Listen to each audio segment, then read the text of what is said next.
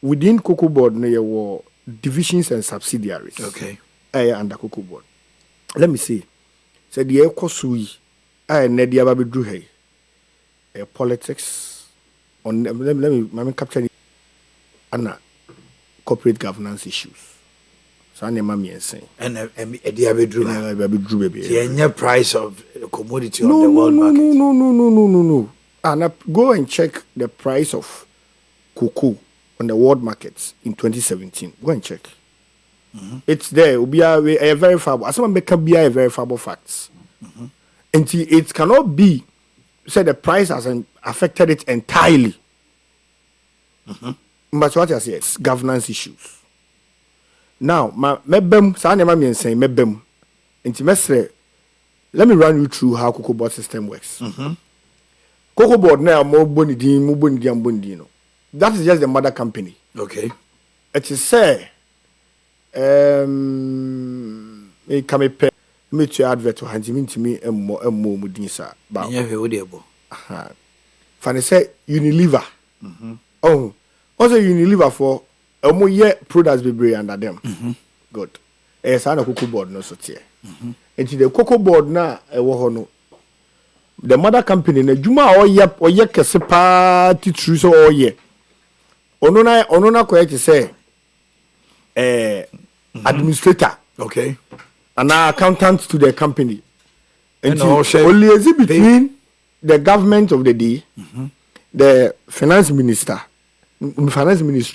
and a board, and a Bank of Ghana, because of loans issues. Now, on no could this kind of bad, but the amount in divisions and subsidiaries not quite. Okay. Here were pre-harvests and you post-harvest. So, the pre-harvester, Omumbe Cocoa no Juma. And sana aso am ye twa no na pre-harvest. And you post-harvest, almost cocoa no so near TV a omo ye ho adwuma akopem se be ton ma na kodu ba ya no na post-harvest. Okay. So divisions in na ho. And pre-harvest no a start free Cocoa Research Institute. In fact, my make say Cocoa College I am very active. Yeah done na university. Bunsu Cocoa College Ubunsu. I chair your cocoa, your chair workers, any young cocoa farmers, you could training near the wall. Now, Cocoa Research Institute, Craig, waterful. Omanhene research on cocoa and agronomy. Don't know back chair, obey Honoba Cop Craig. Sebi Craig, dear. All our uncle school cran, the all uncle school cran, rich, you cry, and yet you cran and fail. Craig, for I'm telling you, go there. So, I mean, the technical people. But except for accountants and HR of what year, I mean that's normal. But to be also a Greek person, Craig. Now Craig go kwa Dr. Juan, you know meeting kwa na omu titles no kwa afa. Because omu adwuma omu ye say they are into research. Okay. Cocoa na ya say e chocolate ne cocoa powder ne ade adi no. Okwa Craig Omatimi I research at the cocoa. So why didn't I use you? I asked that question. Almost say initially Cocoa Board a check somewhere in the 80s. And time to such businesses ma anye collapse. A collapse here nti omo ye imagine say sune. Sa na man de omo nye bio. Nti ama omo nko hope you. Question me bisa answer me nya no.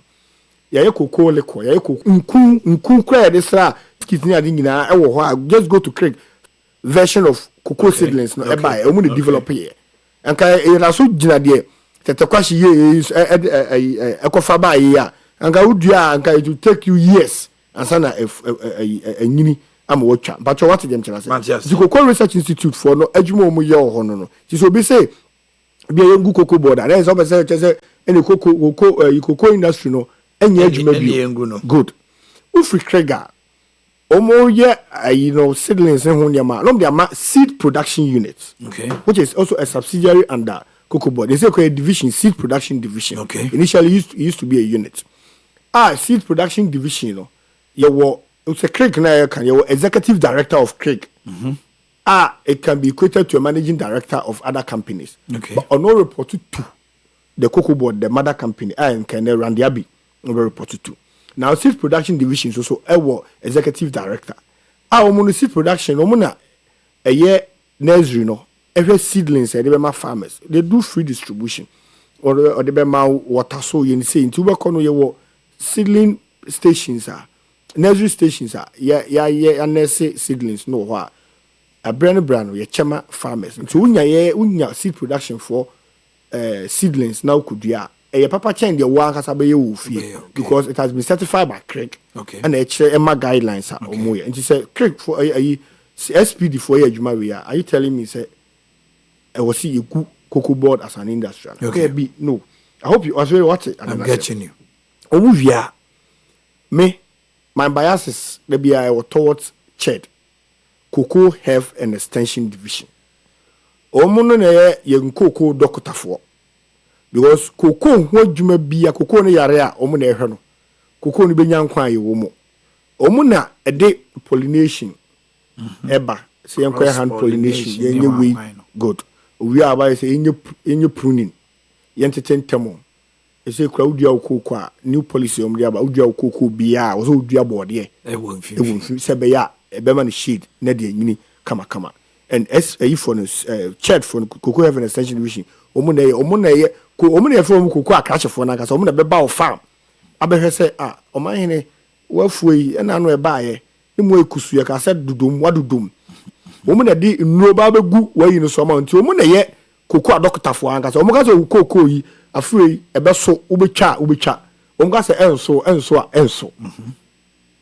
nti omo so wo headed by an executive director ono so report to the cocoa board chief executive now omo na form the pre-harvest so omo seedlings the seedlings na ma omo so hwe ched for no be hwe ama wo seedlings no enyini ye bibia awia ese cocoa na so ye bete yenya ti cocoa ni wia afiri omo nyina ansa na post harvest for na ba ti post harvest for na obenya a company like quality control company the quality control for no omo na ba hwe the quality of the cocoa now because afeni ye ba beton na Ghana so wiasa man nyina nim say ye cocoa de e premium e quality ani nyina quality control for adwuma mu ye because na put here on the world market e ma ye cocoa bia ye to a premium price eto so okay the quality control for beche said ye obe hata cocoa said ye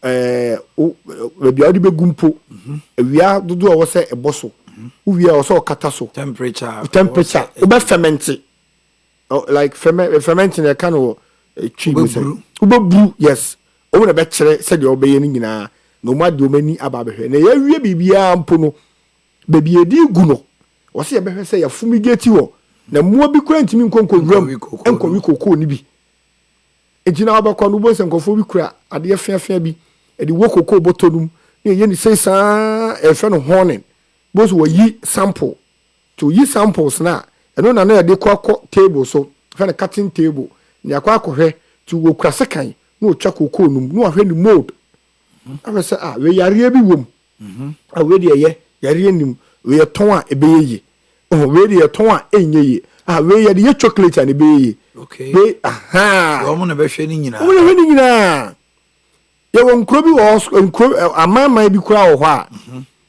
quality control for me kire se ye kokoo no kwa ha o mo nto okay ba we mu de o mo beto okay ebi mo mo ye so particular with how one person cocoa eye for instance incredible wa ye ship cocoa koma wo mu no ye de gu bottom no incredible wa mo mpe boto container na e de ko outside no quality control for na be ye ho adwuma e be fumigate mu de ayi candles be hye be so it takes matter of days ko mu ye container no ho adwuma pa and you say nkrono e botonum no se bia am so per $1,000 the $1,000 of cocoa be ko tema ye pot ye wo office what tema pots wo committee 3 ho ne ship ye container shipping ni nyina nti ye dru wa de ko gu container no ho a ya kan $1,000 no then instead of loading them into the 40-footer container or the 20-footer container ye be twa ne hwie cocoa no egu container nim sa ne de ko enti obia no man bia ne se de oyene de na we nyina adwuma we nya quality control for adwuma omo ye quality control for ne yes ade ni wi a eye cocoa marketing for ana ebe ton cocoa no Amagana. And quality control is also headed by a managing director because it's a limited liability company under Cocoa Board. That's what I say. Now, from quality control, no, cocoa marketing, CMC, cocoa marketing company, omuna airton cocoa no, and they are called outside. And now we go to look at cry on a beton, mediama, omuna uma jisikano, ediaba. Now, that is where the power play is. Some can say power play. Over the years, best practices and the corporate governance issues actually say because these divisions and subsidiaries, no, are under Cocoa Board, no, are best. Say, Obama who chief executive, no, Cocoa Board chief executive, no, I am the board chairman of these divisions and subsidiaries. Okay. Ask me why, and I'm in Chiro. Okay. Because who are chief executive, no, you report to the mother board.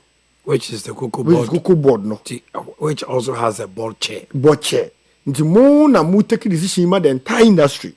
But who as chief executive, no, who ye a member of the board. Yeah. But obi ono ye managing director or quality control. On your member, you can only invite the person. Executive director when it comes to one. But what you say? It's almost so no like almost shia. It was a Cocoa Board. Chief executive, no. Yes. Now I'm to brief you. Now call board. I'm a policy direction. Call board. I want to make a chum say minimum mushia no. Same here. Problem when me feel say more board chairman name board in penny for no. The free me subsidiaries ho no penny. Yeah. Etimi dia to manim kwan be na e be fa so a ye betimi a direct wo mo na makeka chum say munya ne ABC. But what being too much? As I'm what just simple. Until now, as we speak, your board chairman will give all the subsidiaries and divisions. Now it is a Randy Abe board meeting. Yes or no Kokoji briefing. A free executive directors no. Wabra Senkanu na board chairman divisions and subsidiaries. Yeah, he doesn't need to do that. You know, will be air cultural and it's a metal. What's the difference we move? Okay. Maminti wasu ha. Problem abas is here and say. As I say corporate governance issue. I was saying Randy Abe. All the executive directors and managing directors no. Or ye or mupeni. Yes. Or on the ye. Aye. Yes. It's your mo ye meeting or timbi. Or timbi. Or busa we or mo din common no ka akanfo. Yeah. It's all called the main board na ye mother board Cocoa Board. Onim di okeka. Yes. But we dey obeko ahwa just of executive director we be man briefing. E bi kro be twantro. Of course. Because when there's a peer group, quality control anyana dwuma yi a pre-harvest ni betima ka say wanya wadwuma yi nti no quality control be ka say pre-harvest anyana dwuma yi nti na yenya this quality. But we dey quality control be kan dey. Now pre-harvest institutions so be a candidate. And to acquire, he might not be able to brief the main Cocoa Board no well. The person Obeka crown or Obeka. Said the reporters. The gospel according to many waiting come on say. So where lies the political power play? No? Okay. Indeed, a company like Cocoa Marketing. Over the years, I hardly say Yebefa will be from outside the industry, say on my head. By any I can say BSc and CS in Hunyase a Sebia F. Nipana no ye Cocoa Marketing Company MDCC no. Randy Abe the green letter in the baho as chief executive. Omanhene sign a letter. Cocoa Marketing Company MD. So green letter in the buy. Omanhene sign. Well, so Omanhene to me sign, Callistus to me sign, chief of staff to me sign. And you know who say, oh baby, oh I'm out to me free. Ohana mi Jimmy dear. You green letter. And you win control, yes. Which would nimsa Randy will control on so. That's a Nukremusuni Randy will control. Exactly. But no fee say, ye nyina ni appointee. Yes. Enti in your capacity as wine now be framing for briefing. And also report to on the board chair. And I already know now on the board chair. It's your on the board chair, why? Say majority leader. Yeah, I'm told. I could be wrong. My verify man. I'm told it's a majority leader na board chair. Now, majority leader would name says there is an anomaly. Also corporate governance no. You biana a share you. No, but the SA and Crofo can't. I got one tea. I said, "Mamma, chum, you need a crowd against one you." And see, I don't know because the idea empty no. Randy in a board chair. Come respecting them more. Yes, but as I say, idea. Back we board chair for. It is our group no. Omudin say. Cocoa marketing company board. There be me bow. Sir, quality control. Back on so can I say. Ched. Craig. And CMC. And nine no. Almost within this say. Almost divisions and subsidiaries under Cocoa board. Why do you create a board for them? No, there's a board. For all the team. Boards, yes. But why do you need the CEO of? Exactly. At least I remember Mami Musasem. I got Cocoa Boy Shio Kobi. On board meeting CMC there no. So no take a decision or what? The mother parent will take the final decision. Now, yes. The no that Cocoa board no administrative wise. Day-to-day administration on Kaho. Yes. And the air then I would take a decision. Would decision no the main board bet me chem. Until I make a say corporate governance issue. It be a sipping. More time not to say. Yes. Yeah, time. Be at least me adwuma da Dr. Puni so. Dr. Puni na chair board chair Cocoa marketing. Yeah, time you buy. Ana enema sesai. Some of us in our capacity as senior staff secretary we fought it. Am I in your time for crowd who not cry there a chum. And in some I can't say. Yeah, and say not the movie in your course yen is I see. At a point there was a conflict between the board chair of Cocoa Marketing and the chief executive. Obi Oyedmo chaired CMC why be a Cocoa board staff. And yet me transfer free CMC. Ned wako chaired. Craig. Yeah, yes. Except what technical know-how be I would specific. And for instance, more trading room Cocoa marketing company. I know the a two out of order. So go in human. So like I say, Omanhene you were free trading room and there into call Craig. We are manager. I don't know who. I know they are weird. But what them say? So these technical people, but so be say, be accountants, be a HR officer, be an auditor. You have to Craig do alcohol. Yes, Shafu, be a baby. Maybe me quality control, me call Cocoa marketing, kakra, make one some main board, Cocoa board. And so you move you. This all technical know-how be a. Okay. Oh, dear no. And no crown, the money you have say because I interrelated pre any post harvest no. Obi oye more ched our technical person be better me more SPD. Okay. Obi oye technical person be our SPD be better me more crack. And the industry be a doctor for no for no one in a pre for. Doctor Hwan. Obi agronomist not near back. Yeah, quality control could be to me. Yeah. Until because of this situation existing. Yeah, time say me kai say a transfer will be from quality control near the name back say CMC is the main board. The board chairman of quality control CMC ATM so on penema transfer and continue reverse transfer no. And there was a conflict. The one amount for be say as again say na you be here can say your chief executive no that opportunity no chair boards no. And now that is not the situation. That's not the situation. And CMC chief executive no Robbie shoulders. Managing director. The managing director is Robbie shoulders. Yeah. And as a Randy friend now uncle. And talk they don't see eye to eye at a point. And CMC susu na ekoton cocoa. Omo na ekoton cocoa. Omo na bet me advise the main cocoa board say cocoa no yento forward sale ana yento spot price ana say yento ni say yento percentage say sama nton a say betimi aba oni no nhia o my as adwuma no aka ni nyina o it's as if unim de me beka me cocoa marketing company ton ye cocoa no omo office bia out of bounds we staff crowd onko ho just a staff or no work that particular office trading room. It takes some special skill. Yes, be obi to me. Even when oko who training in your man your ma background. And yes, all buy do ko. Me a expertise. Yes. At a point, so the trading room a new unit. It is under the marketing units of the cocoa marketing company. Okay. Into me at a point where transfer me call marketing unit.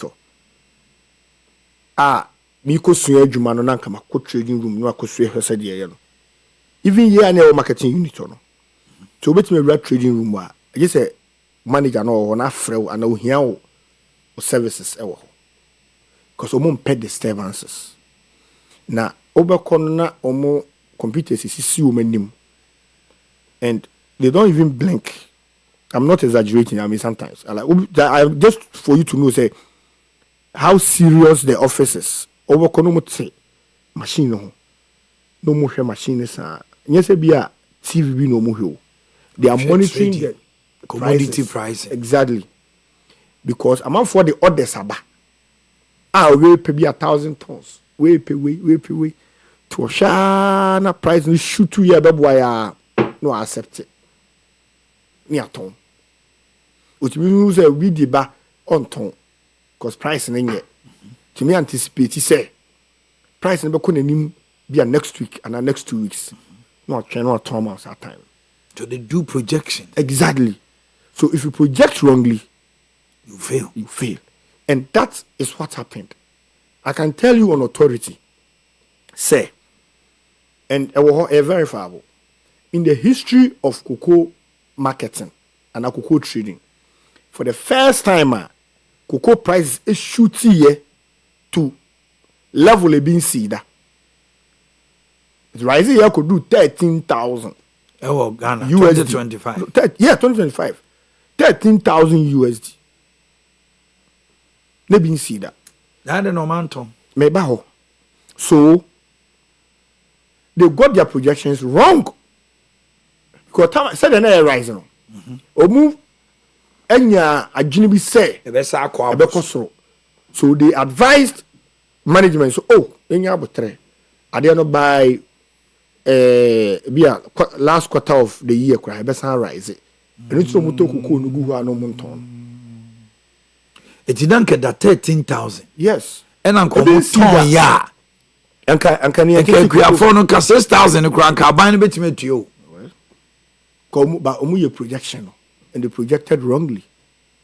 And you know what talk ko ni go say ebe bro so ntimo ntwen and ebubo wo mo and ati aba from say team we have some boys no mucha bet no mucha better to me do time be anya ka say cash out ya ma cash out be ade ekono e so say o twen me yebobo ni wia e be obetime nya 20,000 but see ya ka 30 minutes am ye wie ni de we ma 10,000 10,000 obu a o see da bi metra me wie obu zero obu on so to me ka say ma me yimi sika da me nko e ma no mo ye bet ni go eche ho kuku a ya grace o kan ya o mu dimrika ba microphone cash out so what I say it is an attempt we no ne o time we bra na ke bit ma cash out ya cash out and it not just say ye na your projections now failure so then why do you put it on the farmer me ba unim dey my projection failure dey my projection failure and say cocoa marketing one in play politics who okay hey your politics campaign in every year to me show sama a less politics more governance but say more politics less governance you fail there no na see yes let me show you why I no na see me nkofo mienu ambebo omudin Omo yankofo a me ankasa kwa personally me no more issues when I was in the industry. Because I felt I didn't like their style. I didn't like their style in a positive way and a negative way. Because I am a politician. I felt that they were too technocrats. Omo oka politics asema no mo yo mo debi masa. They felt say omo ben and no ma ben. Eche nipa bia e wo industry num. Yes say ye promo so ye nyo so ba bia. Enti na mo benya that position no mo tete ho. So when you go there and okoka politics asem kra say kra no mapam. Okay. Enti na me no mo issues. Because me as a political animal, me MPP ni. Me go for nyanim say me MPP ni. Na omo pemmoa bi. Me ho no mbeba. Obviously because omo nim say me ye deep rooted in the MPP. Ti so pemmoa bi industry no me party for no ba me nchen a. E obi antimi ma o MD ni ho. So a true me no na o say mmoa bi wo e betim da bom. When you go there no mo e pamo. Mr. Akomia no or your research director, research department. And your cocoa research within cocoa board no, your research department. Omo na co field. E cocoa say afi we benya cocoa bia 1 million tonnage. E benya cocoa 800,000 metric ton. Omo na yes hard no. Omo na e forecasting, proper forecasting. Na for some reasons cocoa marketing trading room and the research department omo ye adwuma bom because also omo do figures baba say afi we expertise we ye beto say to mo they work hand in hand. Now Akomia di research director wo research department no ana cocoa board CMC cocoa marketing managing directorship no e be vacant. So they were looking for a successor. Oba betena say kunya no so. It was only proper say obi Akomia adwuma research department ne expertise ano. Akomia has been in the industry for close to 40 years or 30 years and more. Akomia research director. Yes. And here the Akomia be managing director Ogoko marketing. As you said the other day amukuya ayan katen kwan. Odnatu. Odani dim. Nti Akomia call ho no onya issues. Akomia call ye no. Na opanyini bi so ho a e friend Fred Duku. We fini other name. Fred eba cocoa board from Forestry Commission. Dr. Opuni ene hu bibi wa branch enim. Se wa ben obi hia ne services no de ne buy. To the Fred buy and a Fred, my Fred, deputy manager or manager. I'm not too sure of the rank. A buy society. Thank you, dear. And this for ye be and Fred ye pamono. Meaning what them because opinion didn't buy. But you know what we did? You realize it say one. Wababe rain industry no be sun adwuma. E ho na adwuma mo yen so and touch ma. Strictly professional. So leave him there. In fact, we just didn't leave him at the managerial role. Yes, some man so. I am the deputy managing director of the company, Cocoa Marketing. Fred, before the deputy managing director, was the manager in charge of the trading room. The Fred at all Cocoa na check. Onim or wadakra which matter. To me, Bonani said. Yanton ebe ha adwene we yanton yanton. At least he may not get all his predictions right, but at least accuracy was of a higher level. Exactly 10% margin of error in that field there until Fred ne deputize Akomia because of free research department and they were working together. Power changes now. Mobile, then you push Akomia out. Yes, Akomia to library. Or kind books or Cocoa House. You nephew uncle pension. Or why you try a cabo some on your jumabia. And say Fred and so a pamo or also a nephew. And our dear home will resign. These are the two key people eba cocoa no omo tiase Yeah. omo nim ebo ne tamre ebo beba fom beba soro aban ne bae no oyi omayi omienu nyina So oyi wo mu no. Se ye bae. Baby wo yi nkofo, e de nkofo ba hihye wo. So oyi wo mu no. And of far equally expert competent person and good people from the same place. Obviously, say you obi out obi. because obi o bi ono so wo ha Yes, I'm not against reshuffling and teaching people. akomia no so ono so ya de te sa akomia Good. o man fa o mo sa Good. And we go be from outside. e de ne bae And then buy a onye koko adwuma ni bi da. how is it going to treat And they bisa omo. And no ye because you could have promoted even a deputy manager in that office to a higher office to a higher office. Se Fred na wompe, oni akomia na wompa. You could have promoted because before the Fred no cry eba ho no na Joe Forson top notch onu koko adwuma waya. And if you get people like that now usua from you learn from the best. But we would be from outside na be rem and be room. or you new to the cocoa industry I think we will be sua. no ya head no Ana ene. And me can say say and now me can sister station back say if Dr. Randy Abe is failing then any man you and no. It is either he is not listening to advice or they are ill advising him. either say kasa na ye ka no afutuo no omfa Omfa. ana omu to the football Football. And these are my reasons. He has no cause to fail. Say divisions and subsidiaries in Ukraine and fire. And in this regard, apart from cocoa marketing and me, as objective as I am, me who a problem there. All the other divisions mean shouldn't have any issues there. Because people within the industry and I push you more to those offices. okay It will be on your agronomy that and not quality control and we are co-chaired. So they are working. But the problem is it means your metric tons are anticipating binya. It means that the pre-harvest people are working well. okay But if your prices are there to the point you're better so there, that's a one post-harvest for no. cocoa market And in this case, it is cocoa marketing.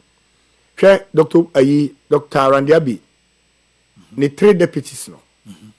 Omunyina ya juma cocoa industry no several years with expertise. Randy Abe how many deputies 3 deputies. You were deputy chief executive finance and administration. okay You were deputy chief executive agronomy and quality control. And you were deputy chief executive operations. cocoa board omu hia sango for me so So we are Jumana Yachama. Now I'm saying divisions and subsidiaries. no but omu hia Omu here. 3 deputies Yes. So over deputy chief executive operations are on a share cocoa marketing activities no solely. You be ton, you be kwaha, you be ni say no. na say ne ono susu ka fe ono susu ka ho bi no afeli Me baho. Ana agronomy and quality control. Obviously, those in charge of see shama Good. cocoa na ye FNA there. You can't take. finance and administration Sorry. The way FNA. Atop Watson. Atop Watson, a human industry several years. And we free mo. I don't know what in a company. Atlas. A license buying company. yeah Atlas Muto cocoa. It also on what the cocoa. Okay. So if you have such a person, see on there deputy your chief coin executive, party ba pa no makofa Makofanaba, because of the expertise, institutional memory Good. and nimdia wo good. And he says, I any pay your deputy. That's a who failure. eh bia on 2 for pay ya na o 2 for 1 fa okay Then the next deputy in charge of agronomy and quality control, Dr. Ba. Dr. Ba ayɛ adwuma wɔ Craig. Dr. Ban executive director wɔ Craig Pen. Dr. Ban akɔyɛ rector for Busu Cocoa College Pen. Dr. Ban ayɛ director for research. So we need day. Dr. Ban PhD no ayɛ agronomy. Dr. Ban ayɛ manager at the office of the chief executive, Dr. Punitan. You cannot take anything away from Dr. Ban. You can't. Then you're not being fair to the man. He knows his onions. So Dr. Ban your deputy now failure. I never mean na me kind. A third person. Kutiati has been in the industry several years. Why Juma decades. Oja hoko abaya baya sako fanaba. And then let me say it here. Kutiati nearly became the chief executive of Cocoa Board. In fact, at the 11th hour, and necessary Randy Abbey. Randy Abbey's appointment here, I just at the tail end, and Randy Abbey got a letter. Let's say, Obi and him say Kutiati now, Babe. Yeah, friend, I've now receive your call. I could church said about running cocoa industry. And also some coffee say on one near. Can you beer? You can't predict though, but a beer. Based on the technical and today prowess. I didn't know to me from Wapapa. Eh, never me na. Either so or papa nam tea. And now I'm on cancer punch. And now on cancer punch. Because it be on also no pay. And also you also only pan what attitude do. Who chief executive no? O me can send you over as a former senior staff secretary of Cocoa Board. Me free industry no mun chairs out. So obviously I still have people. Yeah. In fact, your family can be the same time. And you me what PS ne colleagues home. And you are privy to certain information. Now information I may want to say me be two abonten ha na. You see, some believe that the chief executive is being too bossy. Yes, Randy Abbey. Yeah. Even with the salary cuts. Ono mu ye meeting. We are me de audios ne text message betcho. Ono mu ye meeting. His composure and almost say or starting meeting no na the tempo were down as or try to convince them why there should be a salary cut blah blah blah blah. But at the point nipa bia no wa wote na ketua so be any day. So people will ask questions. At a point in time I'm focusing questions. He got irritated and throwing tantrums. And suddenly they have been to me from 2 years the bachelor.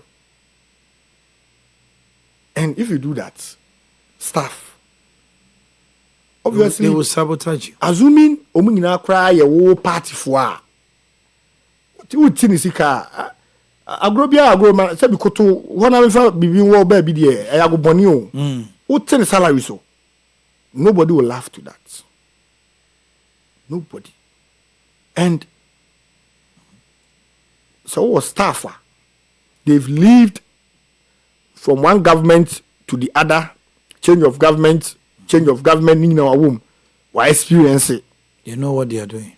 Even in COVID, Cocoa Board and staff salary so. Yanti cocoa price so. COVID. In fact, yes, some staff continue fear. Apart from your field staff now, or more farms near the stations, near the streets of Moye Juman. Administrative staff need now continue fear. And it just skeletal staff. But need to ubiaka every month a ba and kemuda. If say we staff no both one. Ebia. But that's what you mean. Ebia. Ebia. Very good, very good. Now let's get to the issue now. The government of the day blames your government. Say cocoa roots be amukwajiji. You left a debt of over 17.8 billion on loans. 2. Mokwaji sika 350 million. Some be cocoa rehabilitation. 157,000 hectares. time a motwitwa akoko ne go ye no e ba ya na my just 40,000 hectares 350 million so muddy ye toso bio Jude Sachs makrama ebe kabe December to about lusu ye no masama a contract of over 12 billion as I says will be in cry Jude Sachs emra na akwa disasa my master some be say cocoa. The issue of jute sacks, the issue of cocoa roots, any other data, I don't go cancel more in Keno. They are now count. They are not being truthful. They are only seeking for a safe haven and as a hiding place. Let's give the dog a bad name and hang it. I don't know more. Omanhene. And this is about Abaimu Bio 7th January 2025. That's right. At least much more than 1 year. Okay. 1 year, 12 months now, we better now. What's his answer? We Randy have been Komobi Brady a bosso. okay. A bosso. Okay. Me mame your con do say. Asema dance ni ho. Ye twabi. Ne da ya dance. Say bacho wo buy take over adwuma. Na ya boka gu susuru a. E bacho wo betimi asan fa nipa adwuma. E ka wo ho. Mu pam ho kra mu hu masene. Can you still employ people? There. I'm telling you, say, omo buy you ma fan kofu adwuma. Anya ba kunya mienu. Hundreds of people have been employed. But I will cook over. Some meka wage bill no. So niska. What's your book egu industry na gu. Na industry get me fani pa adwuma wo. Me pacho PBC. Yenye no say PBC. Enyina ye. Staff akatua akora edin so mbetua. And for several years PBC mfa ni pa adwuma da. Ma wo de wo say industry nagu ba ba wo fa ni pa adwuma. Eno dan chen a me pesa me kilo mo propaganda na sana ba issues num. Abe ma facts no. Eno dan chen a wo bae. Abe to Land Cruisers. Ano mine ne wo mchuchi Land Cruiser bu so mo say no boy say. About 200,000. 200,000 USD. Yeah. Auto Land Cruisers 4. Close to $1 million. Me boy. Cause 200,000 cra 4 na say 800,000. Okay. What to pickups? Toyota Hilux. Coco body pickup use no. Auto Toyota Hilux me kwa na me say 110. Me call sister station back no be taxi by say 140 or say 150. Pickups. Enye second hand brand new. O the fancy pickup no cry. O my fan say be 50,000 USD. Bakwa. Multiply by 140 or say 150. No. The car or the toss ade no. Na company egu ni ska.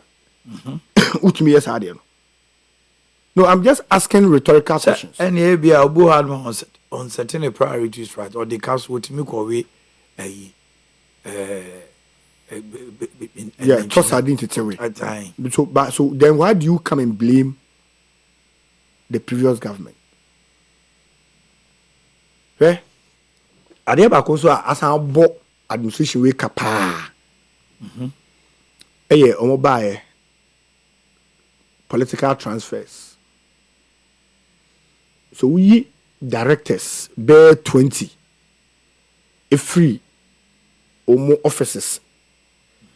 Now do we call different stations and regions. Omo nya adwuma bia ho. Omo got na desk bi ho keke. Miss and I'm catch you say akomiate library. Oh yeah, research be o can books. I send your research. Okay. Enya akomianko. E dey bi kura call regions director we so call region. Oko e dey ho. And you bear 20 directors away you mean free. Simple corporate governance rules should tell you, say, you need to promote people to fill that gap you've created. When you sort your say, to be a manager. Go and say, a manager, and say, do directorship. No, a manager. Then you come to senior manager, not about deputy director, and not about the substantive director. And there are 3 jumps. Okay. Then you never increase salary. So free officer grade, a call manager grader. The same thing for manager grade, I call director grade, and also kosoro. And even your entitlements, what is due you? Enough form. Say, oh yes, our promotions we are. You are telling me, say, Nekawo company.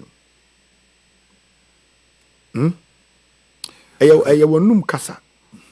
You promise cocoa farmers more, but promise you, say. MPP are buying 3 more than.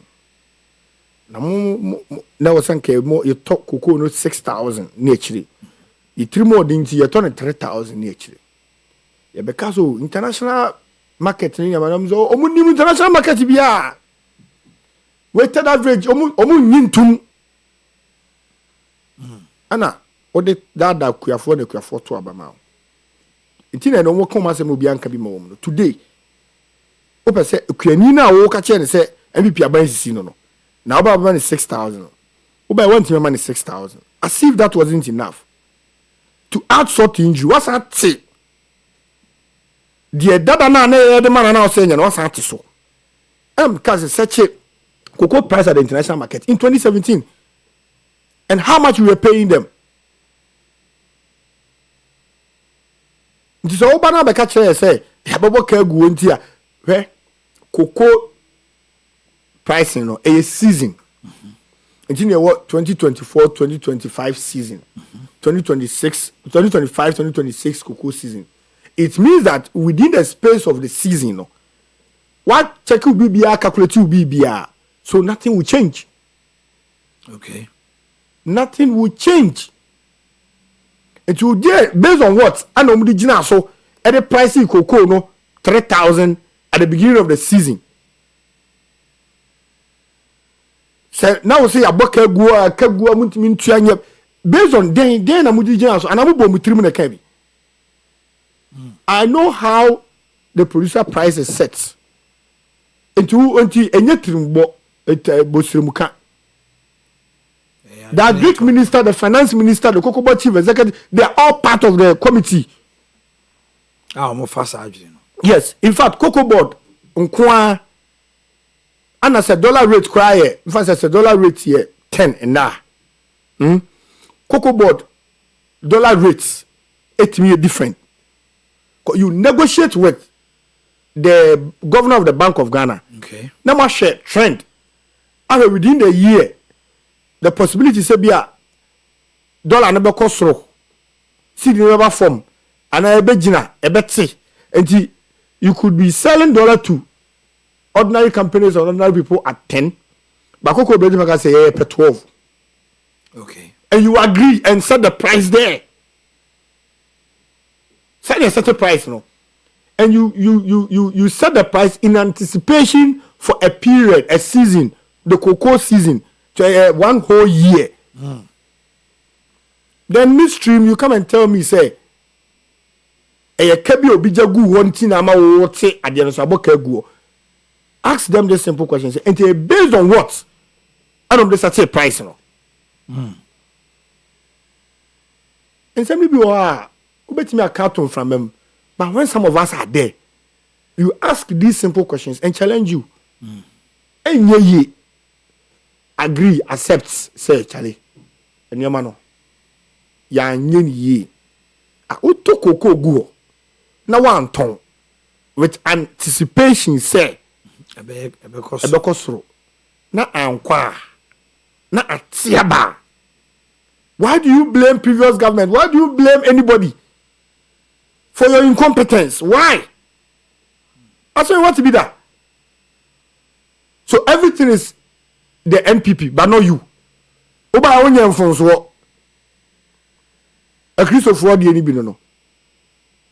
Yana nanom na ye bɔne na ye nyina ye nya ho sunsanso.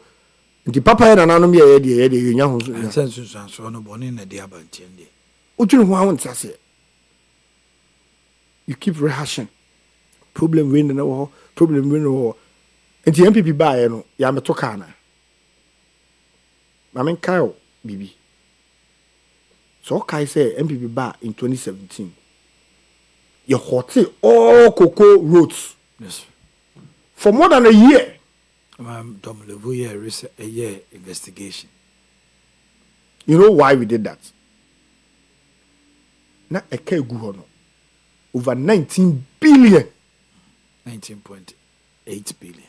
Nti na ya bana Ghana fatu abama yenye jiwe mu. Ti yeme biya abani yi no. Yeme yo man yi ni abana ye kasa. And then this for. Ukreja aware kwa. Ye money din bi o aware na si o. Koso boni din ana wo ma ni din ni koto ukuru ni tirim. This is simple logic. Now let me follow into ja. Okay. MPP ko. Ye free aban mu. Randy M say when reading handing over no. Ye ja $500 million. Cash. Our Ghana International Bank account. As at January 2025. You can go verify other than the Omonka. And I will be ko ube diadie na was excavate da hwa. Also a ball kentino. Ekuafo ewu.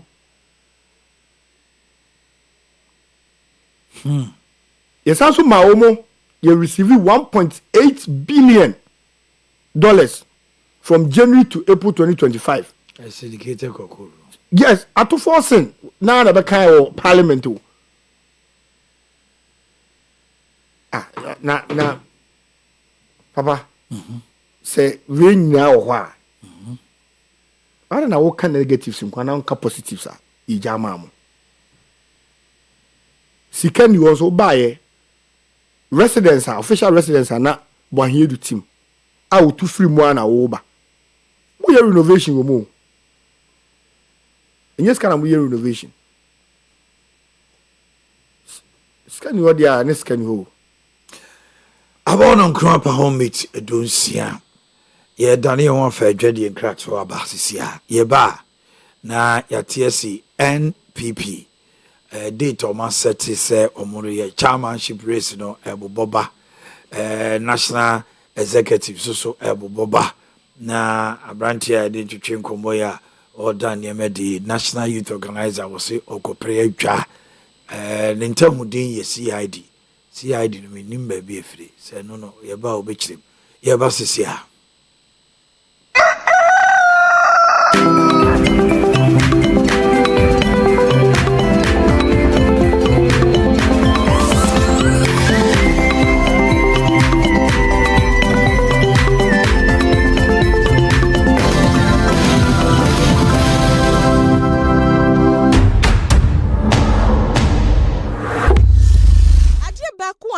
Owia si ene sa ope sika atre wadwuma mu anasa woniema begu pot na wonya sika mfa nkoyie na adane wadwendwen eno nti na wo se wonya sika krabia obeboa mu wadwuma na atu mpon Owia Bank PLC ene wani daso yen asampa loan ewo homa wona wo pebesia ai import won niema ana uton auto part utonton cars eniema hoduo bia ema moton tuma ana entade sa akwanye wo homa obi bia se obeba Owia Bank na oni abehwehwe nkomo na yen asampa loan die yenyi collateral yenyi commitment fee die wo hia ye application letter ye begina so dana ede loan ama wo interest rate na ekituwa bi obapa loan scheme ewo homa emergency fo amaka mo ho abom se ekuo na mo recognized institutions na mo pese modwuma enyini kwosro eno ne qualify mo mutumbaji loan na mekai wo se interest rate ni ekituwa bi ya wo savings account current account microfinance shares susu dachinti investment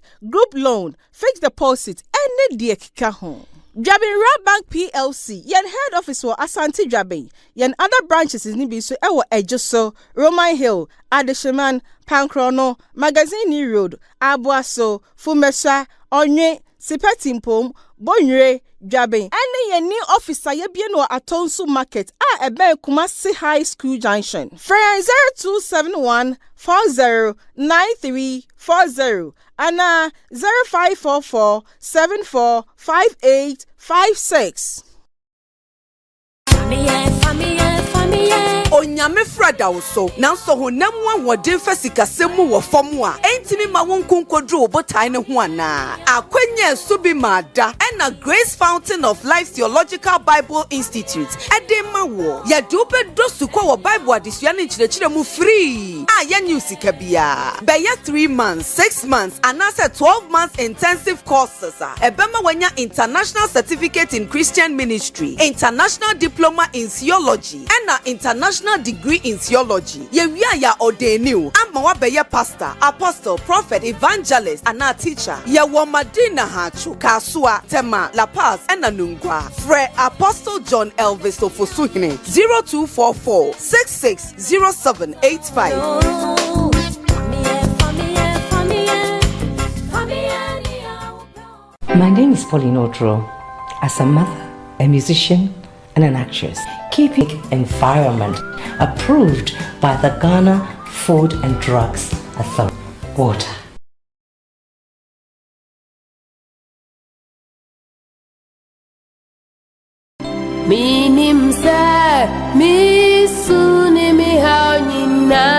Liberty Hour, in conjunction with Food for Thoughts, presents Way a Median Online Watch Night. Natural say, Yesiripe, Nia Bompaye, Ewa Abefu, and Tentine, any Owia TV. Now, way, Yasamano, Yefri Odifu Yesiangoma, Etiadriana watch, and Chichemumi and Sa, or said the God of suddenly. Natural say, Onyame, Wabeba in Prempreya, Way oil, any communion wine, direction, Tiashan and so, February Bosumi, Nidai Tosu Eduno and so, Owia TV, Facebook, any YouTube, Onyame Akua, Omanhene Yaw Adu-Boakye, Erebre, Onyame Amanengosra, Odi Wani Monyan, Musiripe, Nama Bompaye, Namu Berie no, Freche, Nyame Ayam Fechere no, na Yehunu ni mudro, O Sansa Krokotia Kwado, Yesu Kristo, O Benkatechie, Obeya Won Century. Oh, glory, hallelujah.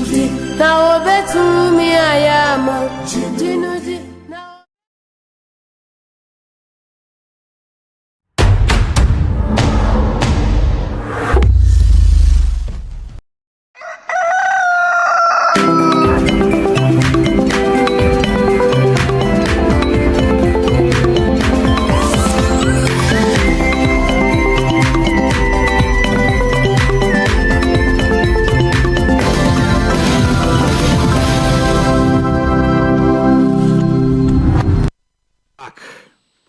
na yeto adwumadie no so ewa ha me yidi se ohun ye pa na enkoma edie no emu do na onso so wo tie bi me ne lawyer CID ene wo fi ha ye twetwe nkomo kama Grace Fountain Bible Institute a Christian ministry, de free Bible school, Abba. And it's an opportunity for all called men and women of God. Odiane say, over top forms, 50 Ghana cedis. Tuition is free. A 3 months intensive international certificate in Christian ministry. 6 months intensive international diploma in theology. And 12 months intensive international degree in theology. Your mount international license when we ordain you. It sounds so the one I be on my decision from Kakrano, a mount adult education. Ebiwo Tema, Nungwa, Medina, Hacho, Kaswa, Koforidia, La Paz, and a Kumasi. And some never also afraid. Apostle John Elvis Ofosuhine. Our number is 0244 660 785. Apostle John Elvis Ofosuhine. 0244-660-785. Z natural mineral water.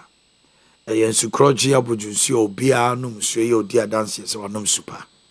Sa ba se ponti obi ayi kese bi ofie. Wa nsu abenum no ofie. Party bi outdooring engagement a. Mesre wa.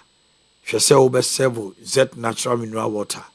nsuo kama oba de niema wo nsuo mu nyina bi wo kama na ohwe machines a yede nsuo ya obedi adanse state of the art Kumasi Obreman West Enkran Atomic Runabout Ronoma obo se ofra depo kese wo 0244620294 0244620294 say weekend a year who do any ade obeb serve will be nsu akai say AZ 0208183018 shade ensomame Jabin Rabank PLC yene yede asempa loan aba ne agentre hewo Ghana baby obi e bo Jabin Rabank abaso ebetima ba say wa kofa ne ma na edu se okoyie na sika 70 o say call the mortgage wan hwe ya sika obetu ebu okra obetima hwere ne ma container no to say den kan ahofo ni kire Jabin Rabank we have sika botne bi e de agura wo business mo e ho abehi as emergency. Within 12 to 24 hours, we'll give you a sample loan. Yet your BAPA loan, so my SCA, solely tailor-made for women. Afei, yes, susu, microfinance, current account, fixed deposit, and siwunyagro, savings account, current account, and a dachinti investment. Ubetima krebi biyama wadachi wumba. Your number is 054-474-5856. 054-474-5856 and 0271-464-327. That be akoso. Your headquarters here Japan. You be a new branch you cry out to the anniversary branch. Ewo a Atonsu Market, High School Junction. Your number no Tite Mikaya no 054-474-5856. Headquarters no Japan. You were just so your new road, you are the Shmile Pancrono, you are Boasso, you are Nui, you were Bonne of Messa, you were Roman Hill and a Sipetim Pole, Shannon Sopa. Lane's Beauty, I will offend trust. Well, if the birthdays are ready, some can birthdays, no nafi, yet see one manicure, pedicure, closure, frontal ponytail, lashes, all kinds of makeups, a wig, frontal installation, haircuts ahodoɔ stylish ponytails ahodoɔ kyɛ sɛ wode odiane Lane's Beauty sɛ wobe ba yɛakakyea na yɛasoɛ yɛ a ɛma gu hɔ saa ɔmo gya yɛbɛyɛ ma ho ayɛ fɛ wedding engagement party bi na wokɔ wopɛ sɛ yɛbɛyɛ makeup ma wo ɛno a sɛ wobɛfrɛ na mo nso so a mo ɛwɔ ɛyɛ Lane's Beauty sɛ mokɔyɛ mu ti ne ade no yɛma mo nyinaa kɔ aba. Yeah, number is 024-2321-043 024-2321-043. Amojo Dabai NIA Shaniso Esamayana. CID MPP Marco Tuabewi Moi flag bearer. You see a man for train say running mate Bebani a debate. I don't know say early days. Now chairmanship. National organizer, a national treasurer, women organizer, just say Enyagro, Nasara, and yet almost as you see our Omubabe had to turn him about Dr. Mahmoud Baumia Chidom, and Sankrana constituency no near Diaba. Also, pre national organizer, a youth organizer. Yes. Didn't you? Papa Vedasi, okay, say. A honorable branch champion called Vetin as minister, Agric minister na ato forcing. You be sad question be so to catcher. To Papa was saying coming to Papa. So he say Anya he wouldn't me pa no credit in me ye. Say be a minimum bab, be a botai be obi. Okay. Matthias coming Quanka Musa.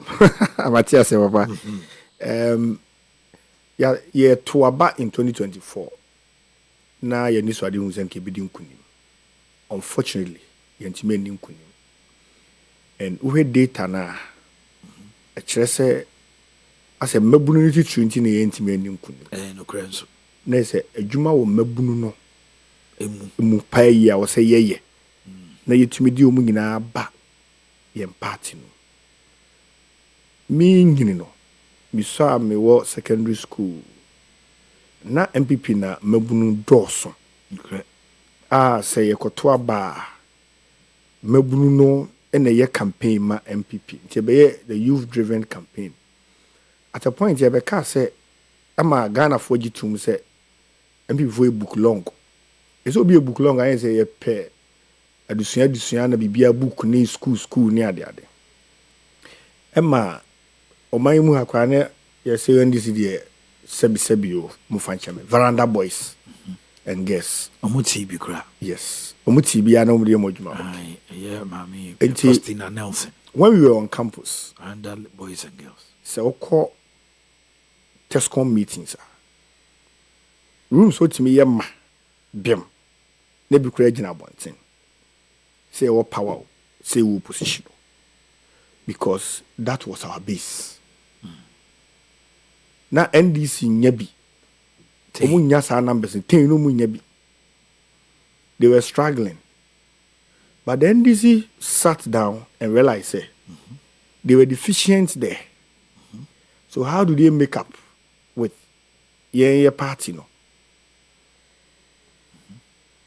na those are so called radio kra so uchim radio so radio no unhu bi anim fan so to kem no uchim radio na nipa mienu kasa yembo obi adin we kasa we otim kasa radio MPP ni radio NDC ni that was the brand the new patriotic party had. We were winning in every tertiary institution campus and we were winning in every regional capital. We may lose the and the constituency within the capital. But the polling stations or the electoral areas within the regional capital will win, including Tamale. Whole Polytechnic, we win. I mentioned Tamale and Whole Polytechnic because honor yenshada nya dear with those regions and those constituencies. But so gradually now it me every new wa. None was no say ye base no and ho. So say solidifies our base no. That's right. But then these were so smart. They realized say at a point on radio so because I know BNT o ma say moha. Then consciously must have some recruitment. Then how mo. And then ma omonya attractive. Now let's get professionals on board. Let's get intellectuals on board. That's right. Let's go to them. Me meaning Professor Biwo, K University. Okay, chairman. Say NDC abandoned her several times. Or say I just saw baby. Also, Moka Chen say, oh, one of the Oman so on person by politics na year in about the more underground. Omun be any on have a advice. And that was the conscious effort an NDC for you. But yeah, realize dear, you find say, oh, my dear. Once I go school dear. Once you do a free SHS dear. Once I owe my man and I have free SHS dear. Once I owe papa and can go to free SHS school fees by a need to continue also be support here. It doesn't work like that. Yeah. Enti adwuma wo ho. And say adwuma na met me identify amaka ho nsem. Me team ne mabunu na tenase. Na mabunu ne say me the arrowhead. Me ni mu nyaso mu yi mi mu a kire ohen kese. You need obusua panyine ne mpanyfo mbeso osisi. Mo so wasene ama wo sai. Nti omu so mo tamachi. Ti memra. Na me the arrowhead, me di mabunu nanim. Na sa problems kakaya makan. Bebre wo. But no army general goes to war and put his strategies out there. Okay. Obi oni mi bia nim say let's talk more action. Okay. Come make majuma na ye be ye no na. E be kasa amaw. Wetin aye adwuma no kwa na unim say ne aye. But in the long run when the results begin to come out, we say, "Eh, anko fo say omu ye adwuma." Eno na and this for no DBT. And I don't know how I identify now. My doable. It is doable for us to overturn these problems within a space of a year or two, with me spearheading the National Youth Wing. No. Clement Opoku Jamfi Esquire. Meja Okwai. Na wakoto juma kese so. Na mre no dura. This is your house. Papa, Mr. Hayofie. Anytime you want to come and speak to the youth in the party, you're welcome. Papa me da se. Said all kind of me background me mo agu. Oh, bra. Me choma no me rema be kan bi agu na.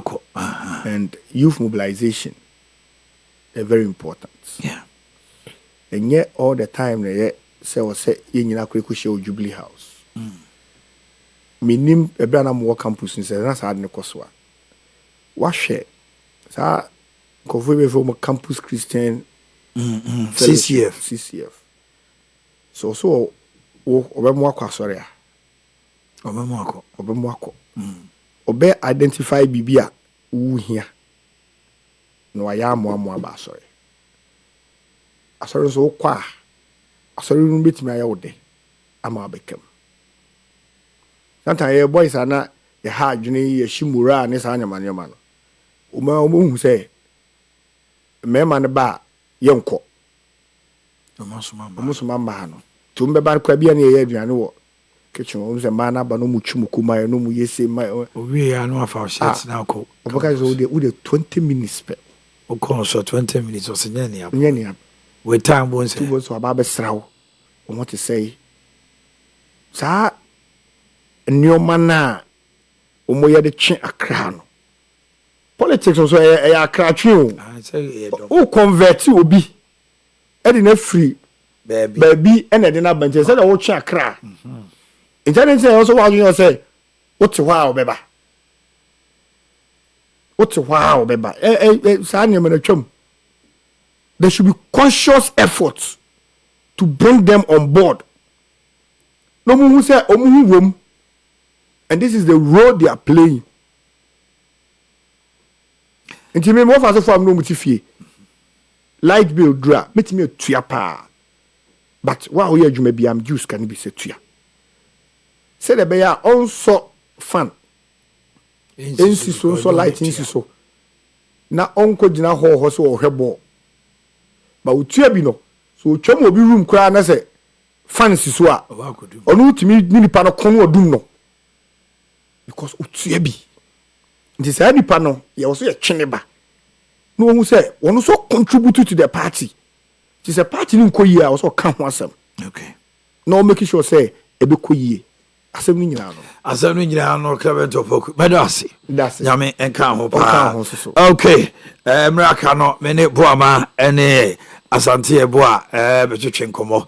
Na enkomodie no nyina ko wie se yebusa se gospel artist sofo also de no ho do amanyosem mu ebi mu free say obi oye gospel artist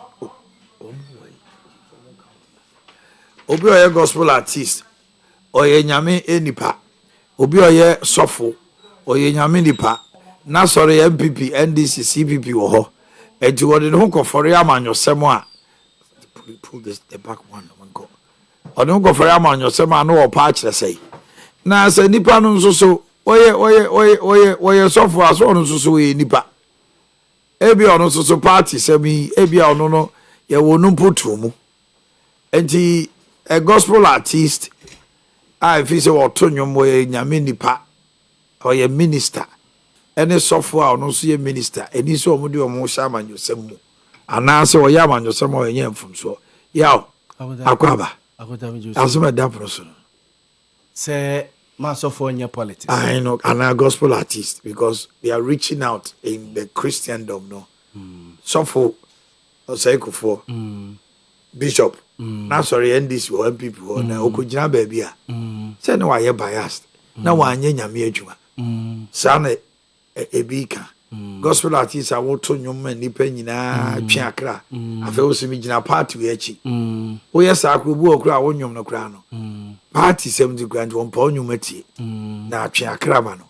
so fi sɛ ɛmmoa obi so fi sɛ dabi ɔyɛ nipa ɔno so sɛ bia party wei the nneɛma nyɛ yi a ɛwɔ so ɔno koraa ne tu na sɔre mafo no hu sɛ saa party wei ɛnyɛ nyame dwuma na ɔyɛ nti mumie pam no yaw akota me ne ɔmo yɛ adwene ɛwɔ kwan bɛɛ so na akota MPP ne NDC wɔ Bible mu yɛkɔ heaven yɛ de MPP ne NDC bɛkɔ akota me buza MPP ne NDC ni Bible MPP ne NDC wɔ Bible mu sɛ ni Bible mu yɛkɔ heaven yɛ de MPP ne NDC bɛkɔ na ne yɛsɔfo kɔ politics agye de kanya me asɛm kyerɛ yɛn kɔso asa kyerɛ yɛn ya de bɔyɛfo asɔfo etuyɛfo de tuyɛfo wo de politics ne mfa ho MPP ne NDC ne mfa ho kai John 3:16 asetena ma mfa ho sɔfo mfa ho wo de John 3:16 I and my father are one your friend said John 10:30 Debbie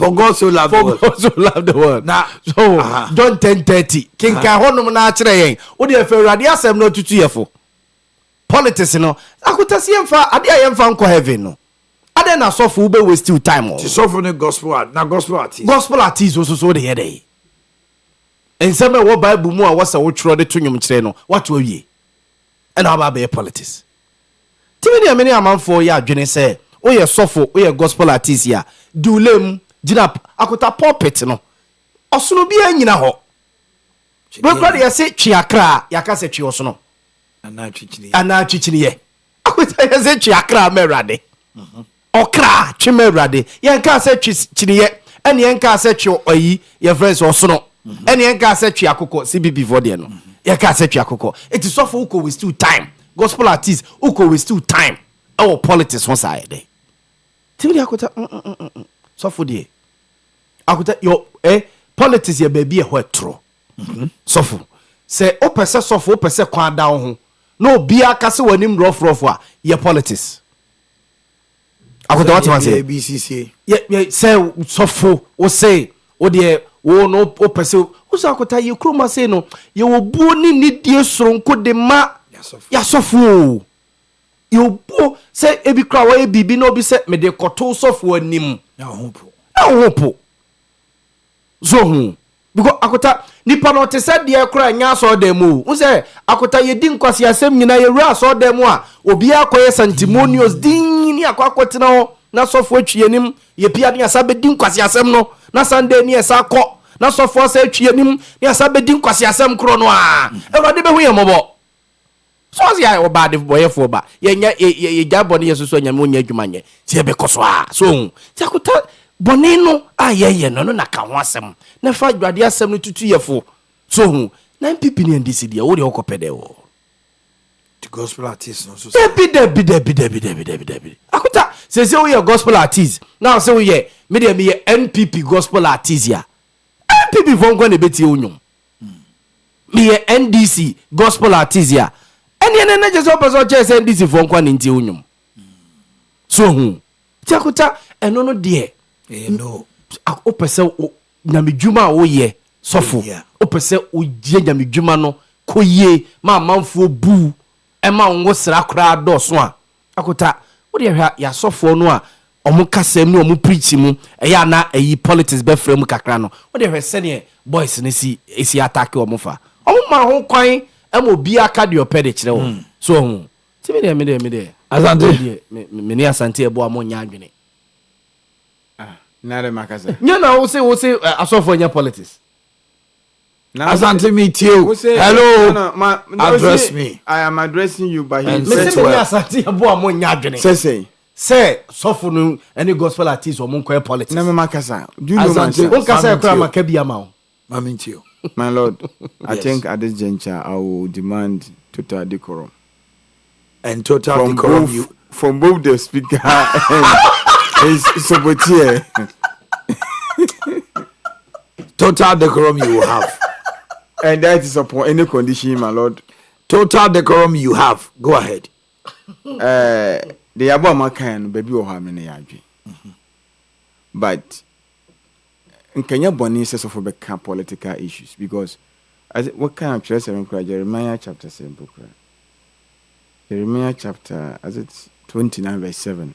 Okay, my can. So omo hu ya grace atia Jeremiah chapter 29.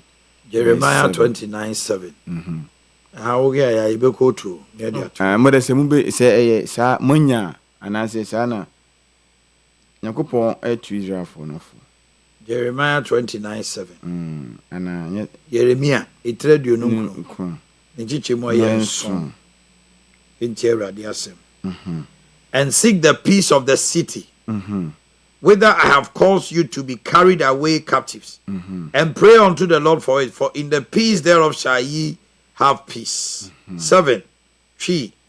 Na mo hwehwe kro ne kra me ma wo tu mu ko ho no yedie. Na mo ma Awurade mpa ye ma no. Na ne yedie mu na mo so bedi ye. Very good. Enti no nka osofo no wo bo mpa ye ma wo man na wo timi no. So ne nkoye amanyosem. But the me can say in as much as obo mpaya ma o man say enkoso no. Bibi koso so for unjimi nkan bi. What you say? Na o ka bie no say no nya amanyosem. Eno nya amanyosem ba Ghana had onye kenwie ya na apomata ade ahyew. And that is the problem now there be. Asante baby a obi onipa no so obeka no. The onset akanafa. And the Ghana highway on say what na betu politician for. Okay. Nyame. Nyagopo na ho so e bekasa. Madam nipa so. Fa nipa so e sofo no. Ana ahemfo no bi. Ahemfo no ka so mo nkasa. Sofo Nyagopo de bi afo ase. Koka kire mako anase mampanyina. Me de me ha me ne se sofo de na se betu dwa. Se wanya sofo mampanyini hu. Wanya mampanyin hu kire na nzo. No betu eno de I don't support it. Because Israel memu bi sisi Nyagopo timi ohen oteso odi akunya wotimi de soma nzofo na okọ ne nchen kobo ne kokọ bi a kire no na wo beto memu oman di ya na abedi ye o so oman wa hoyehiem so wo se bi a oman no enema bi koso e bi a enye wo mu se bibi se enye minisa yi na juma wo ye hu se emwa oman ni ye na sofo miana no obi emiano na ye MPP ni dis na ko no mo ka bi anka sofo ufa akwa bi so eka kire nyame nipa so efeni say mampanyin no a enko betie nemo de na me hunu say sometimes no say ababi bapo na manfo bi commission ne ba no ena say o se nipa bo amanyefo bi ba o man we ma no mon commission abapapapapa na nyame ono na para so na bra MPP wo power ana say NDC wo power na NDC wo power no nyame kasa Yakopon NDC go position say NDC ba power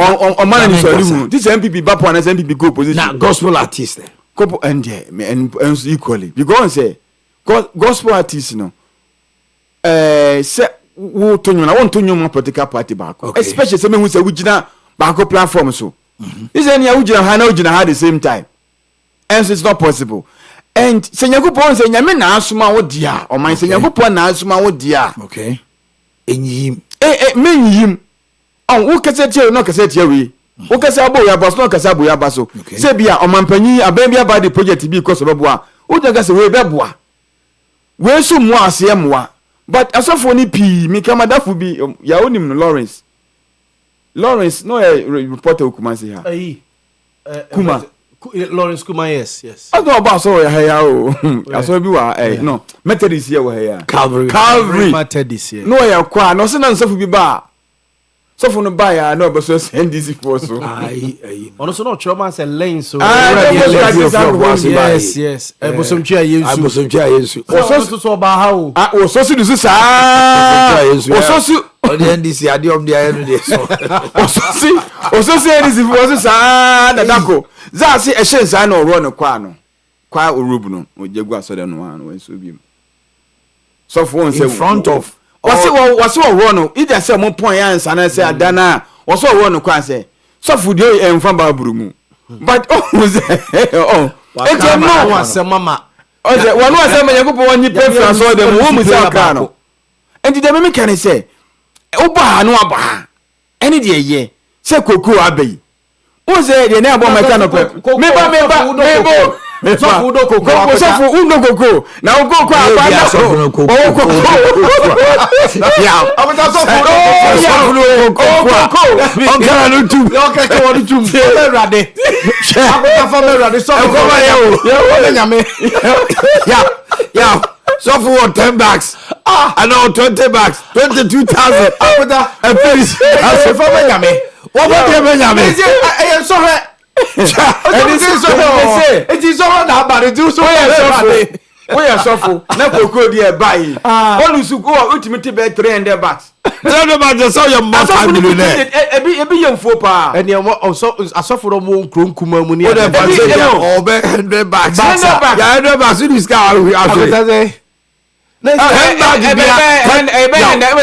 bags bia 11,000 110,000 ebutima wasiri 1.1 billion sɛ wati wo a wonya nkokari ya asɔfo wedi mfa mɛwrade enti ne ba sa na ɔbɛkasa ba ekwa bɛ na ɔfɔ so tio ekwa bɛ na ɔfɔ so aka asɛm no na wa de asante ya de ɔhini ya ɔsiri koko ase ya ɔmɔde ayi kɔto no so ɔso ɔyɛ ɔhini ɔstati ya wani wanka one sentence si ɛne ɛne ɛwɔ nyina ka sɛ wei deɛ wɔ so ɛkyikyi NDC ɔmo yɛ atorofoɔ ɔstati so ɔka so du baabi ana mo kasa mo bɛtena so akɔ na wei ɔhene a wɔntɔfu nie ɛsɛ MPP ɛkuno ɛna ɔma unfortunately yɛn Ghana ha yɛn Ghana foɔ no followers no nipa kakra bi na ɛte nyɛma bi ase o mimi sɛ woyɛ gospel na wobɔ wo kasa ma MPP ani so mimi deɛ yɛ na no hia me mimi wansɛm na wo gospel na bɛba abɔnten no ɛmu nsɛ na ɛna mitɛ sɛ lumba kora sɛ lumba mu nyaa akɔdi MPP no ani so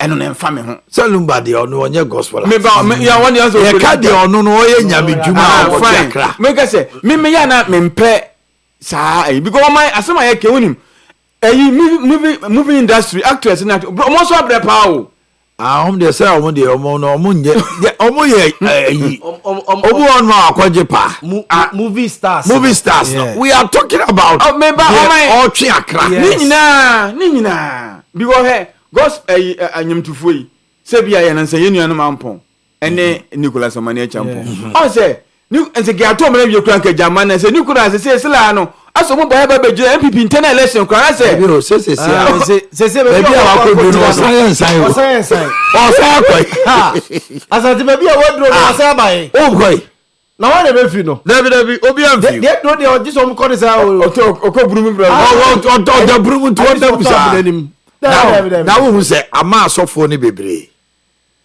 kyenkyena wɔ sɛ ɔde ne ho yɛ amanyɔsɛm enti si akra no yɛsɛ yɛwɔ NDC prophets yɛwɔ ebi mu kura dane ayi yɛ kan sɛ social commentators on behalf of a certain party yes ɛnyɛ yes nyame nipa bi go yɛ ma akɔto abai wo no kumchacha sɛ ɔyɛ sɔfo yes oyi n'anim paa ma NDC ɛnna edia na bɛma MPP fo ayɛ bibi a kumchacha ɔno akɔmfɛ no kora wɔ yɛne papa panyi baako the nation's prophet nation professor no they say nation prophet nation deɛ ɛnsi sɛ MPP bɛbɔ dwa bi sɛ ɔmo frɛ no kora wɔnkɔ yɛsɛ ɛkɔ bi asɛ nation nansi ani bufu yɛ ɔso na ɔmo MDC fo ma ne nkyɛn nansi MPP fo so akɔ hɔ ɛso ɛto ne yɛ din no MPP fo no so kɔ hɔ ma ansa ne ɛwo bɛkae sɛ ɛba saa na osusu yɛ no Samira sɛ koko no kwa bɛkyekyerim kakra koko no na de ɔdo koko join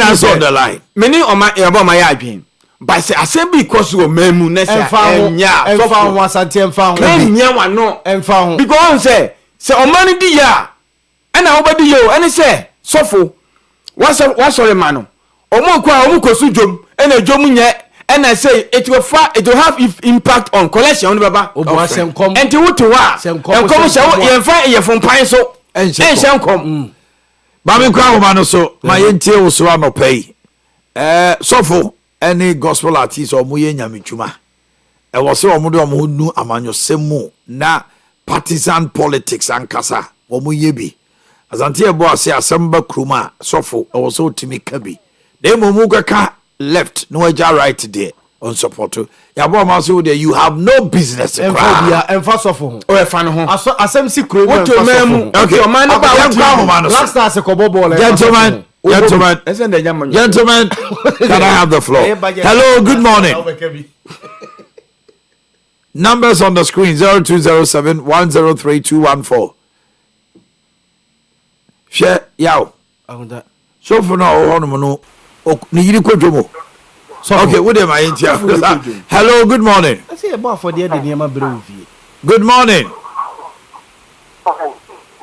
If I shall line in to try and tell you. So for you go So you go jom. So for you go school. Obija. Good morning. So me chairman of pay you. I my ya so my entie was wadwen kira no pay. Mrs. Siana me because every Kumase dinner. Na me patcho say na me tune in na me mo in a modest class and I like it. But as some kakra me person me can say. Boni be an incest of for politics. Sanya le papa ba ko to quotation. Asante kan. But je woman say your politics no airtime. Say ya so for na ma won say me dey me wan DC. Me wan PP, but they shouldn't forget to say we don't see Christ standing on the pulpit. Mo so for na ye hu say mo gina homa Christo. Ti dey free mo ba na ye fa. And they shouldn't forget to say ye ni pana yet hon. Ayale phone you go, be NDC for, be NPP for, be away, to an extent says so for to me be an say MPP never power. What am I going to do with it?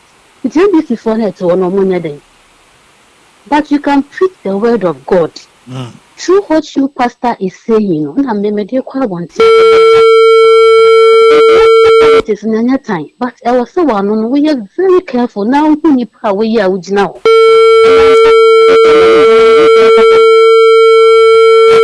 People will stand and then talk anyhow. Say, we are so for Julian. Nemo can quite hear once and let me feel once and let me farm obra. Yes, I did. What do you have on my address? What do you have on my address? That's only about my address. I'm can't quite hear once and no need to live. Can't quite hear once and yeah, Matty, yeah, that's it. And because of Omanya careful. Obanya means now. Mammy Chair so unopay 0207 103 214. Hello, good morning. Good morning. Me ba cho me te won kawai. Hello. Good morning. Good morning. Me ba cho wan ye. Ba cho from me ya safo. Do na from me ya ka. Ya ma mi te wa. So for awako asole se wo ko piti. Akosaya. No bi me ya ba na wo kina property so. Ese wo shen kom sa party we. Obi ode ne yale ba on so ni ko fie nfa ne yale enku. Ayale nti no ba e wo so jira o ka NDC MPP asem. Ya so for ne ban we no mu hwe ni ye pa nye mo man no. Yo mate. Also so bet me aba homa no so ne atiu. Hello, good morning. Hello, good morning. Hello. Yes sir, why nie? Hello. Mete won kan kasa.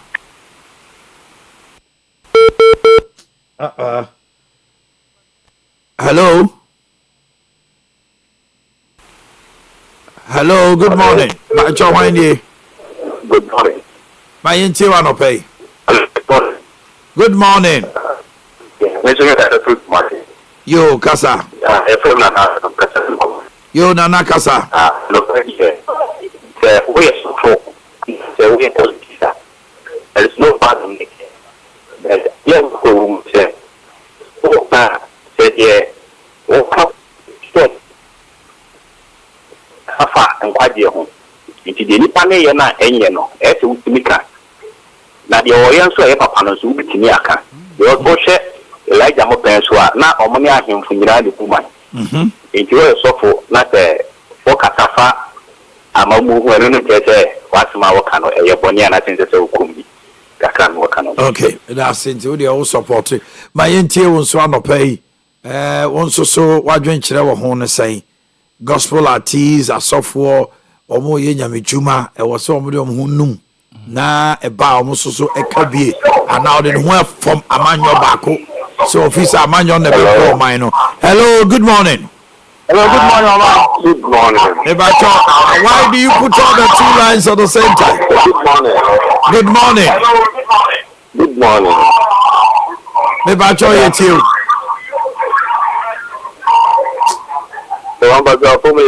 Nyame adom na also eh. You and then our morning show no motivational note analysis Philippians or Galatians 4:8 no. That's right. Galatians 4:8 na woka na nsan no senara. Philippians. Na woka whatever you no correct. Yes. Philippians 4. Yes, you try to na nkasa na. Akakakra. Now, say the pani sofo na woka ye no. Nipa ye sofo na woka ye we fit say the woka ye no kwena ebebuwa society ebebuwa nipa. It's not wrong. But you say answer we be ya no. Ni ebekasa no de kan ye no kore. Sika ni ye hwehwa ye si ye sika ni ye hwehwa ni afie hwehwa no kwampaso ayi si no kwampaso ye hwehwa de ye esi abruchira bro ni no sabi o onko sisi wo ni ya sisi ni nka se bi ni wo that and say ye die ya ye ken abrofo ye ni so mo su nyame de bre so go nyame ni ka mesre wo we ni se me abroche 2024 with ya sorry dem sa na Dabi kise ye ni wa he ko ba ya so wo be chafo wa ni sa ni wo din no kure ni na wo bu ti kana ni na policies ye wo ko be bi ya yi wo from adam policies wo ba ye no ada ko am ka tea party some ma party da o mo ma power da so say party obi di etire oh na mo ye ni je ka no kranche ye wo we are said there nyame bo so obi be chen obi ene. Okay, I'm saying the line I drop. Pacho, yeah, now 2 lines singing about so I don't know which one to pick. Hello, good morning. Good morning. Good morning. I'm Pacho. Ya pomu ye pa na wo so e. Nyanko pardon. My inti wa. Pacho de say na so na mpese me wura mu kakra. Wo Yo, Pacho, say wo hwe mu pa dia enka ya so fufu mpo na wo say bibi ikoso a na ye politics e dia o mu kra ni enipa nka me hu ni say o mu di ka akasa. Because wo mu na never ni say o mu kra bible a etene ye. Na mom say obeka ebi die beba obeka ebi die beba na wa ye di na nsa no de na ye wugina wo ba bia wugina. Okay. But able bia no de wo kan ye no kra e de nkwage ani gie ba dia mini problem. Okay. Ya tie da. Se me hum pa dia anka so fufori mom na wo se nkomo kasa mpo. Si bibi nko yi a ompo na wo se nkomo ka. Na mom nyina ba bi fa ko. Na omo hwa se de omo ka no se ye no kra na omo ka. Se ne asante ka no pepepe. Ye da sipi. Ene eye Samuel Yosin ne birthday. The bachelor lines no yem fancy ha.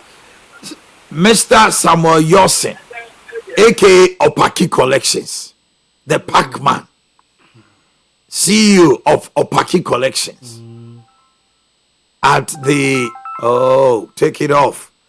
Opaki Collections at SG Mall and Brigina. Yeah, Brigina. Yes. A branch we found one. Hey, no, Atalia, no, papa, Obama, Obiato. It's in honor so day. The Pac-Man.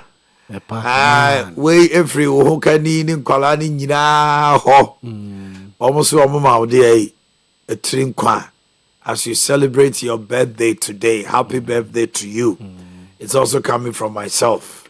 Pakibe ma shirt, papashe. Very heavy pa.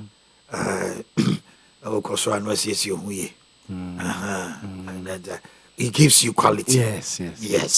Yes. Baby on say I faho. Aye. Nice talk beside. Yes. Pac-Man.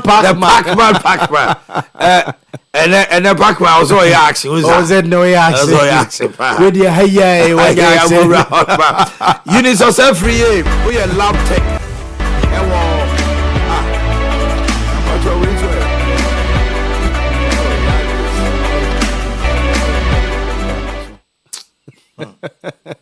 Number why? Kolebu Teaching Hospital, Eunice Osefriye, a lab technician. Ewo Kolebu Teaching Hospital. Ayo, mami you. I friends mami you. Mami you. We free and kwadano ni abusuani nyina. Yes.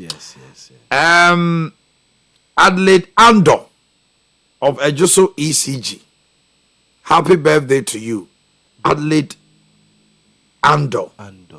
Ejoso ECG Customer Service Department. Ehwa na do beko. Now ehwa obi ade abufuo ba no asrecha. Ugo mrem na ade anyo. Enye awanim kra nsemuna. David. Sir Mike and see ma otrinkwa. Adelaide Ando. Erica Mashal of North London, UK. Yeah. Way free obusia for her neighbor.